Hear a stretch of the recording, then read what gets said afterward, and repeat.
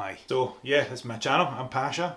Today I am going to be sharing my story about how I lost all, yes, all of my money. It might help you. I wanted to become a film director.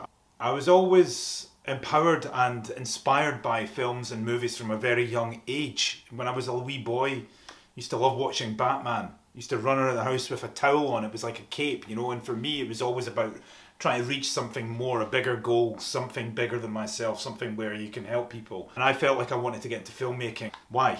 I hear you ask. Well, like I've just said, I love movies. I just love them. TV as well, and theatre of course also. But the world's constructed in a film, the ideas, the environments and experiences you can discover and visit. Think about that, the mental holiday that you get from seeing a different world. It's the best art because it encompasses everything from a still picture to music and visuals, and combines everything together. It has that amazing experience of being able to transport us into different ways of thinking. I was excited to explore and create, so I did a short course on filmmaking. It's not what I thought it would be. It was just an introductory course. It was very uninspiring, and frankly I didn't get a lot from the course that I couldn't have got just from going guerrilla style, taking a camera or my phone and shooting and learning how to do that with some friends. How to shoot a film really showed you was very simple stuff that you can learn at home on like iMovie or Final Cut Pro. For me, it didn't really work out. A course to learn filmmaking should really be my first port of call. I tend to be quite thorough in my approach. I didn't want to just go and start shooting. I wanted to learn the skills first and harness my creativity to create whatever it is I want to create. The technical side of things first and establish the fundamentals. Coming from playing basketball when I was a kid, established those fundamentals early, and that was drummed into me. Learn the fundamentals first, then you can get flashy, then you can create, then you can start using your own ideas. So I wanted to creatively apply those tools with storytelling via the medium film. I was also interested in acting at the time, but at the time I didn't have the guts to go out and pursue it. I was very nervous and scared about acting and put myself out there actually. I hoped that I could maybe study in America like LA or New York or somewhere, and I actually considered going in LA or New York, like 15,000 I think, or 15 to 20,000 for 1 year to study filmmaking. To get some funding together, I decided to start my own business. My full amount of my life savings at the time, which was like £15,000. A lot of money sunk in, a lot of sunken cost there.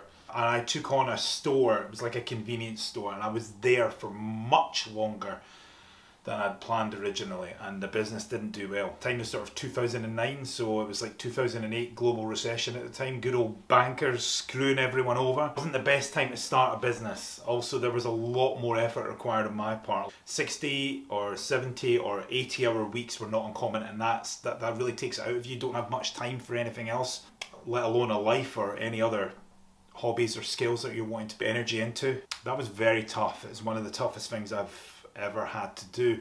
I'm not going to lie, and knowing that I lost my initial investment was a really bitter, tough pill to swallow. At the time, I couldn't see what the blessings were, and my mental health was very bad at the time. I couldn't see what I was getting out of this. I was just focused on the fact that I hadn't made any money. And of course, running my own business, I'd actually learned a lot of skills that I can call on and draw upon now. It did help me in that sense, but at the time, nope, I wasn't happy. But certainly no one would be happy losing all that money. And we are like laser focused. It's really hard to see what else is going on around us. We're in our own lane. We only see how we're feeling, and we don't always see how others are thinking, how others are behaving, how others are feeling. We just see our needs not being met, how unhappy we are. And it's hard to see past that unhappiness sometimes. It sounds selfish, and it can be selfish at times because we're so focused on our own lane. So it's hard to sort of look at the bigger picture, and sometimes you need somebody to tap on your shoulder, or you need to get out of that state, because it's not good to be in that state for too long, especially when it's a negative state. I feel like when we're going into a sort of positive or things are going well, it's much easier to look at the bigger picture and see how the pieces line up. Like, I did this, so that led to that, and this led to this over here. And we're able to encompass and be there for other people when things are going well. When things are going well, we're more positive, we're upbeat, life is good, we're flowing, we're in the zone, we're locked into our goals, our tasks that we need to get done. It's a lot easier to be there for other people and be around other people and support other people and be friends and have relationships and family and, want to do things. But when things aren't going well, that's when we kind of have this tendency to withdraw and come back into ourselves and realise that it's really hard to see past your unhappiness or your suffering. It's really difficult. When that happens, a lot of people tend to withdraw, and I certainly did withdraw and just saw the negative. I didn't see any positives. I didn't see a way out. I thought my whole dream is going up in smoke. What am I going to do? I'm basically worse off than I was before I started this business. What the hell am I going to do? I have a lot of debt. It was really hard because I was so focused on that. I couldn't see the whole picture, which was you can start acting classes where you are now in Edinburgh or Glasgow or London or in the UK. You can start right now. You don't need to go to America. You don't need to go to New York. You just do it right now. That was a positive thing for me, to just get going and get started and get creative and just keep putting yourself out there. I give myself the time, and it's a great healer of any suffering. With enough distance from a negative situation, we can see that actually I learned a great deal and I earned along the way. I really earned a lot of skills that have helped me to this day. So I may not have earned financially, but I grew as a person, and I've got transferable skills from my time of owning a business that I can effectively call upon whenever the situation or the time arises. I just remind myself of those things, and that really helped me at the time. The moral of this story is don't wait to start whatever your dream is. Just start. Don't think about it. Just keep chipping away with consistent efforts, daily and weekly. There is always a way to do something, even if you don't have a lot of money. And I really believe if you keep putting in the time and effort, and especially in my case, I was waiting for the perfect time to get started with my dreams and goals, but actually there is no perfect time. So when we're not ready to do something, it's actually probably the perfect time to just start. So get comfortable with being uncomfortable and do whatever it is you want to do.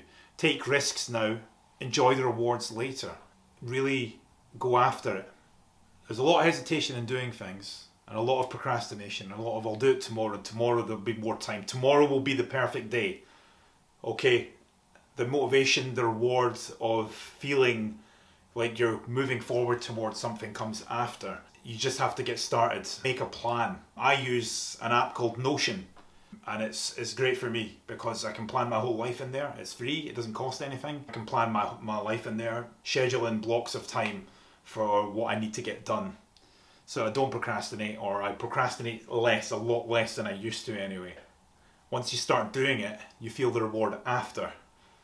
And it's the doing that is the fun part. If we keep putting stuff off, where there's an anxiety there, that anxiety snowballs and we start to get unmotivated and unfocused and distracted and all those things that don't really help in pushing us forward to what we want to do. Start now, enjoy the process and go for it. Alright, please like, subscribe and comment, yes?